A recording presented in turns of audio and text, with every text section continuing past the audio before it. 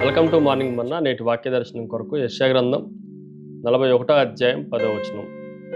నీకు తోడై ఉన్నాను, భయపడకుము, నేను నీ దేవుడునై ఉన్నాను, దిగులు పడకుము, నేను నిన్ను బలపరుతును, నీకు సహాయం చేయువాడును. మరొకసారి దేవుని వాక్యంలో నుండి, యెషయా ప్రవచన గ్రంథంలో నుండి దేవుడు మనకు అనుగ్రహిస్తూ వచ్చిన అద్భుతమైన వాగ్దానం గురించి 4 ప్రాముఖ్యమైన సత్యాలు మనం నేర్చుకోవాలి. Number 1, it is a zero fear. శూన్యమైన భయము, లేదంటే మన భయము శూన్యం అవ్వాలి. ఈ విషయాన్ని మనం జాగ్రత్తగా ఆలోచన చేస్తే దేవుడు భయపడవద్దు అని మనకు పూర్తిగా ఆజ్ఞాపిస్తూ ఉన్నాడు. భయపడకుము అనేది సలహా కాదు, అది ఆజ్ఞ అన్న విషయాన్ని మనం జాగ్రత్తగా ఆలోచన చేయాలి. ఉదాహరణకి 0% బ్యాటరీ వచ్చింది అని మొబైల్ మనకి జ్ఞాపకం చేస్తున్నప్పుడల్లా మొబైల్ ఆగిపోతుందేమో అన్న భయం లోపల కనిపిస్తూ ఉంటుంది. అలాగే ఆధ్యాత్మిక పరిస్థితులను చూసినప్పుడు కూడా మనకి ఆటోమేటిక్గా భయం వస్తూ ఉంటుంది. కానీ భయపడకుండా మనము మొబైల్ని తీసుకెళ్ళి ప్లగ్లో పెట్టి పవర్ ఆన్ చేస్తే అది ఎప్పటిలాగానే మరలా బలం పుంజుకున్నట్లుగా దేవునిలో మనం ఎల్లప్పుడూ కనెక్టివిటీ కలిగి ఉంటే మనకు భయం అనేది ఉండదు అన్న సత్యాన్ని మనం గ్రహించాలి. రెండో విషయాన్ని మీకు జ్ఞాపకం చేస్తాను. ఇట్ ఈజ్ ఎ జీల్, ఆసక్తి.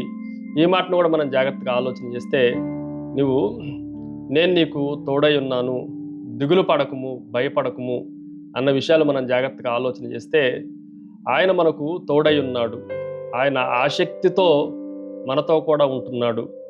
మనమేదో దిగజారిపోతున్నామనో, భయపడుతున్నామనో, లేకపోతే దిగులు పడుతున్నామనో ఉండలేదు. కానీ దేవుడే ఆసక్తి కలిగిన దేవుడుగా, ఆయన మనల్ని వరించిన వాడుగా, వివాహం చేసుకున్నవాడుగా, తండ్రిగా, అన్ని రకాలైన బంధువులు, బాంధత్యాలన్నింటినీ కలిగిన వాడుగా మనతో ఉండటానికి ఆసక్తిని చూపిస్తున్నాడు అన్న విషయాన్ని కూడా మనం జాగ్రత్తగా ఆలోచన చేయాలి. ఈ భాగంలో దేవుడి పట్ల మనం కూడా ఆసక్తిని కలిగి ఉండాలి.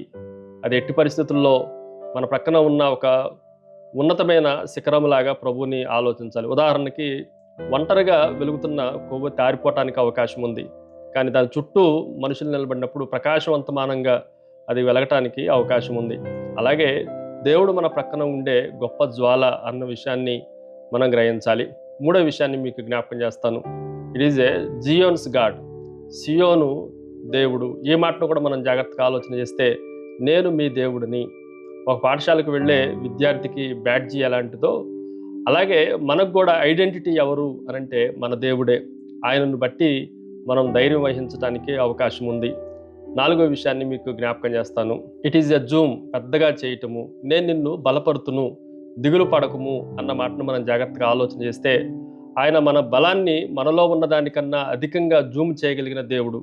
ఉదాహరణకి ఫుడ్ తినేటప్పుడు నిమ్మరసం కలుపుకుంటే రుచి ఎలాగా వస్తుందో, మనం బలహీనంగా ఉన్నప్పుడు, దిగులుగా ఉన్నప్పుడు దేవుడే మనకు ఆస్వాదించడానికి బలాన్ని సమకూర్చేవాడు. మనకున్న బలం కొద్దిగా ఉన్నా ఆయన దాన్ని జూమ్ చేసి నువ్వు శక్తిమంతుడువు అని మనకు తెలియజేసేవాడు.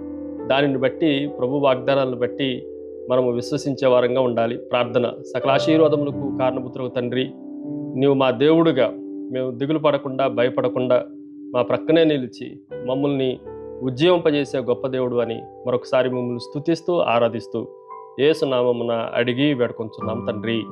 ఆమెన్. God bless you.